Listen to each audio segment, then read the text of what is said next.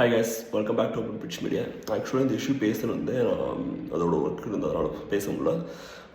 CSK versus GT மேட்ச்சில் வந்து நம்ம அன்புடன் ஏகநாதன் வந்து ஒன்று சொல்லியிருந்தார்.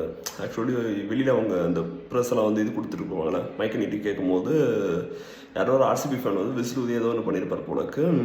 அதுக்கு வந்து அவங்க தான் வந்து ஒரு மாதிரி சில்ட்ர மைண்ட் செட்டில் பண்ணுறாங்கன்னா இவர் ஏன் கூட சேர்ந்து பண்ணுறது தெரில. அவனை போய் வம்பளுத்துக்கிட்டு அவன் பேரண்ட்ஸ் கிட்ட போய் சொல்லிக்கிட்டு ஒரு மாதிரி சைல்டிஷ் பிஹேவியராக நமக்கே தெரில. சரி, அவங்க அப்படி பண்ணிட்டு போகிறாங்கன்னா நம்மளும் ஏன் இருக்கணும்? ஆர்சிபி ஃபேன்ஸ் தான் அப்படி இருக்காங்கன்னா இப்போ சிஎஸ்கே ஃபேன்ஸ் வர அப்படி தான் இருக்காங்க. இதெல்லாம் வந்து என்ன மாதிரி பேசுகிறதே தெரில வந்துட்டு.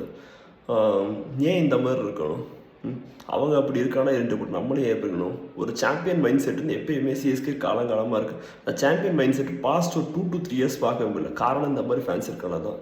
I am requesting all you fans, எப்பயுமே பிஹேவ் பண்ணுறது கொஞ்சம் நீட்டாக பிஹேவ் பண்ணும். அவங்க பேசுகிறாங்க, பேசிட்டு போகட்டும். நம்ம டவுன்ஃபாலில் இருக்கும்போது நம்மளை யாருனாலும் பேச செய்வாங்க. நம்ம பர்ஃபார்மன்ஸில் தான் நம்ம வந்து யாருன்றதை ரிவெஞ்சை காட்டணும். அதை விட்டுட்டு சும்மா பேசிக்கிட்டு வச்சுக்கிட்டு இருக்கிறது வேஸ்ட். ஸோ ஓகே, இது எல்லா சிஎஸ்கே ஃபேன்ஸுமே வந்து ஒரு ரெக்வஸ்ட்டாகவே இருக்கட்டும். பேசலாம், பேசிட்டு கூட விட்டுருங்க. நம்ம அடுத்து நம்மளோட பர்ஃபார்மன்ஸில் நம்ம காமிச்சிருப்போம். அதை விட்டுட்டு நம்மளும் வந்து சைல்டிஷாக பிஹேவ் பண்ண வேணாம்.